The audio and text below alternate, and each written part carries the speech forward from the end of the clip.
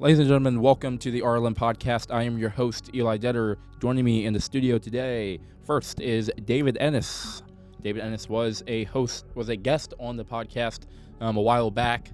That was back before the summer started, and he is joining me back in the studio room for yet another episode. And we are also joined by a new member of the RLM podcasting team, the graphics designer for the podcast, Harrison Ott. Harrison, feel free to introduce yourself, bro.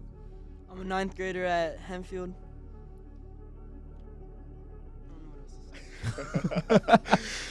Harrison, I was friends with your sister Sophia when she was in high school before she graduated last year, and she was very excited that you were helping out with the podcast. So, lots of the designs you guys will see over the next couple months and weeks will be of Harrison's work. So we thank him for joining us. David, feel free for the people who don't know you to reintroduce yourself, man. Yo, what's up? My name is David Ennis. I'm a senior, and I play football for the Hempfield football team. Dope. You already know. Yeah.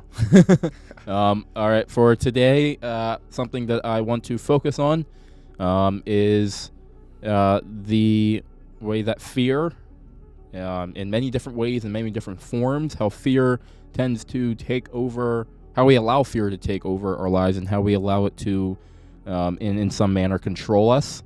The title of this episode is how fear is not a stop sign.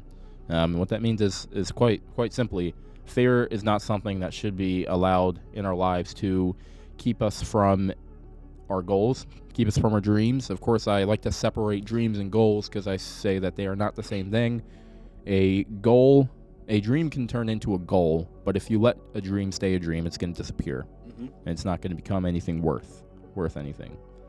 So I dislike it when people say I'm going to chase my dreams. I say, no, you're going to achieve your goals. Yes. There's a big difference there. there. Oh, my gosh. Say that again. Stop chasing your dreams and start achieving your goals. Stop chasing your dreams and achieve your goals. I like that. Well, I think it's a simple mentality shift, all right? Yeah. It's a simple mentality shift of, I see dreams are something that's not real. A dream is not real, right? A dream is something that you want to become real. But a dream is not, it's not there. A goal is something that you're actively working towards, actively fighting towards. So when I say, oh, I had a dream, right? I had a dream last night, something that didn't actually happen, but I saw happen, whatever, doesn't necessarily mean anything. That doesn't mean that dream's going to become real. It doesn't mean absolutely anything. The only thing that makes a dream become anything remotely real is belief and faith. And I believe that is the big difference in what separates a dream and a goal. A goal cannot be a dream. A goal is so much more real. It's so much more, it's something that you're actively doing.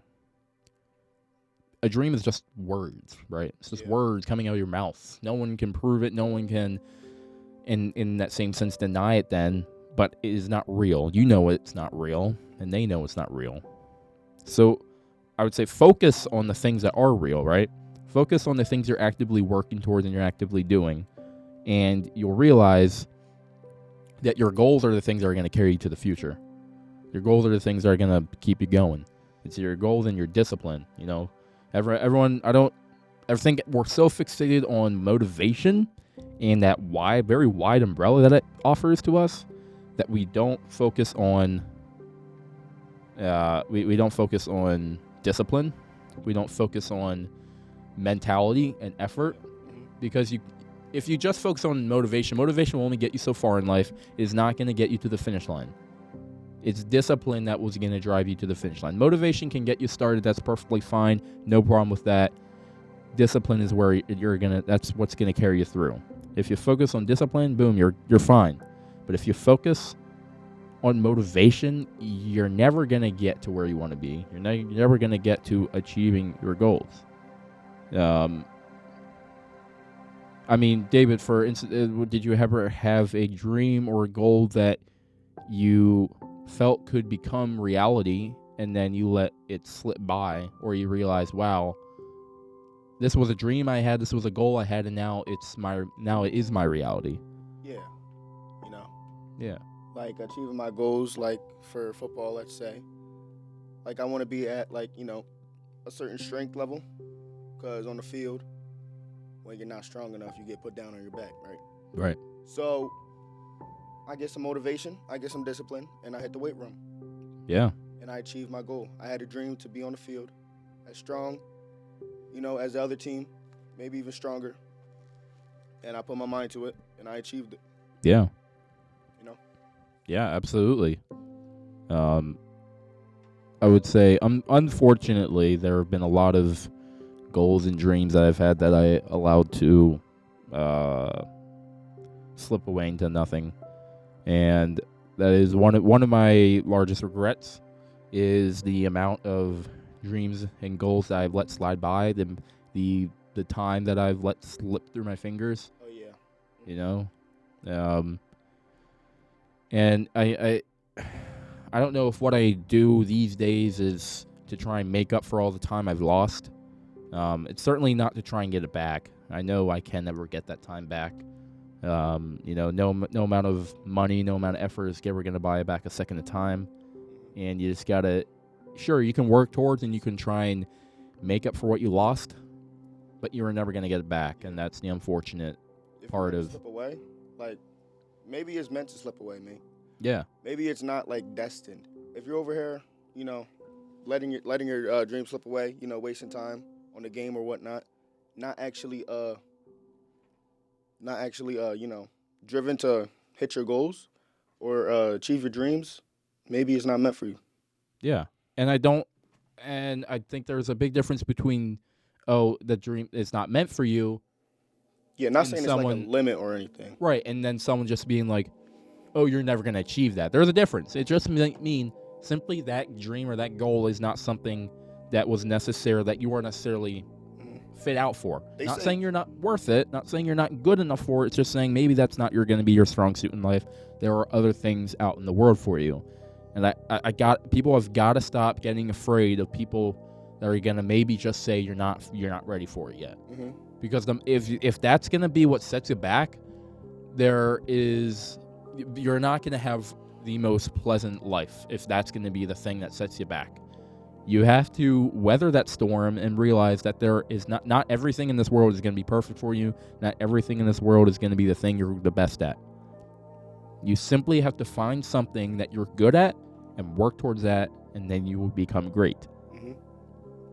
They say put your mind to it, right? Yeah. It's simple. That's literally all you need. That's all the motivation you need. Put your mind to it. And if that's your decision if you really want to put your mind to it. If you're wasting time, not trying to better yourself, maybe it's not meant for you. Maybe put your mind on something else that you actually enjoy or that you actually want more than or maybe less because it's too hard or whatever. Right. I recorded a video the other week where I said, no, there is no one in this world that can make you do something or really keep you from doing something. The only thing that prevents you from doing what you want to be doing is yourself. There is no greater power that can prevent us from doing it. There is no, God gave us the power of free will, and that is something that people exercise every day in positive and negative ways. And that's something that we need to all learn to exercise our own free will and deciding, hey, no one can write your destiny for you. You can't give someone else the pen and let them write it. You got to sit down and you got to figure out what's happening. And you don't have to do it all at once. I think that's the biggest fear, especially in teenagers at this spot in their lives. They think they need to figure everything out now. There is no need for that. There is no requirement for you to figure out your life right now. Mm-hmm. Maybe figure out the next step. Maybe figure out where they're going to college, where they're going to go to trade school, where they're going to get a car, whatever. Maybe figure out those there are large enough goals that you can focus on it and work towards it, but you don't have to write out the rest of your life right now, right? Whether you're in high school, whether you're in college, whether you're middle-aged, whether you're whatever stage of life you are, figure out what your next big step is, and then work on that. Don't try and figure out what the next 30 years are. Yeah, it's just figure out what the next couple months are going to look like. Write those out. And I know that in this day and age, we're always pressured to, you have to know this and this and this. You have to plan for 20 years ahead and whatever. maybe you set a couple things in store that can just sit for a little bit. Maybe you know, hey, I know what I need to do with this, and when that time comes, I know that I can either act upon that or that might be something I let slip. And that's my choice, right? It's not something I can then turn around to blame somebody else for because it didn't go exactly as I wanted. It's just got to be something that you decide now, and then when that time comes to fulfill that decision, you act upon it. Because look, if you're too worried about the future, right, you're not focused on what's happening right now. So if you're focused on the future, oh, I'm going to do this, step by step, and you're not focused on right now, you might mess up right now, and it might trigger a whole entire butterfly effect that could change your life. So just focus on right now, and you'll be all set. Yeah. Day by day. Day by day, step by step. There's no reason to go faster. There's no reason to go faster than that. The world, it might be, to you, the world might be a race. To you, life might be a race. But in reality, it's not a race, it's a chess game, and it's going to take a hell of a long time to finish. Yep, it's definitely chess. There's such small things that come into play every day that change how our lives are going to go.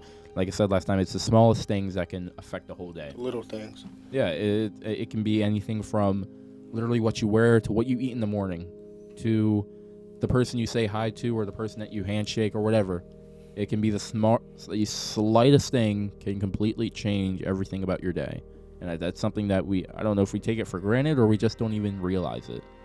But there's going to be a time where we're going to be faced with a decision that is major. It's going to be big, and it's going to be one that we got to look at and be like, all right, what's going on here? What are we doing? Because something's not going right, and we either need to fix it, change it, get it out of our lives. We got to stop getting so afraid. You know, that's the number one thing. Stop getting so afraid. Yeah, there are things that can hurt you in this world. There are people that can hurt you in this world. There are risks that you're going to have to take. But if you immediately take the fear that you feel every time someone says something that might make you afraid or that might make you uneasy or uncertain, if the moment that happens, you take that fear and you let it control you, you're never going to get anywhere. I am not saying it's bad to get afraid. I'm saying maybe figure out why you're getting afraid and figure out what causes that and then work on that. Because fear necessarily is not a bad thing. If you have the ability to feel fear, to feel afraid, to be afraid, that means that is not a bad thing. It's okay if you're afraid. What's not okay is letting that fear control you. What's not okay is letting fear be the stop sign in your life. Because if every time we gave in to fear, we would never get anything done in this world. Because, gosh darn it, we're probably afraid every single thing we do, there's a reason to be afraid about it. But you can't let any of that stuff keep you from getting done what needs to be done. And if you don't get it done, there's going to be someone else much more fortunate or much less fortunate or whatever, someone else who's a lot more motivated and a lot more disciplined to get that job done that's going to take it for you.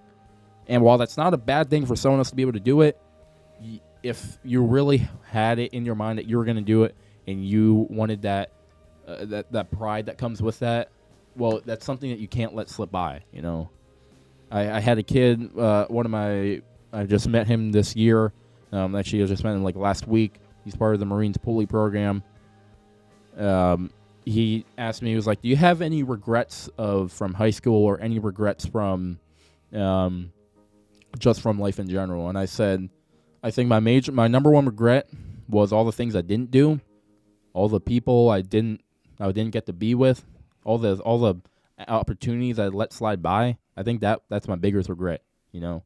It's not necessarily the fact that it happened, it's the fact that it had to happen, right? Because my number one thing nowadays is what happened happened. I can't change it. I can't fix it. I can maybe fix the consequences. I can maybe soften the blow a little, but I can't go back and change it. And I don't think it needs to be changed. You know, I've said lots of times that some of the worst things that I've done or that's happened in my life, I've said, you know what, I'm not glad it happened, but I don't regret it happening because maybe that was a lesson I need to learn.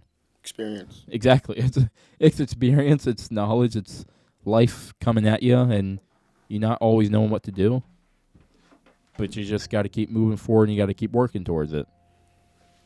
And to all the listeners and all the people who are consuming this right now, realize again, David and I are not experts in any of this. David and I are not people with degrees on psychology or sociology or whatever. We're simply two people that have an opinion that are coming out here and voicing it.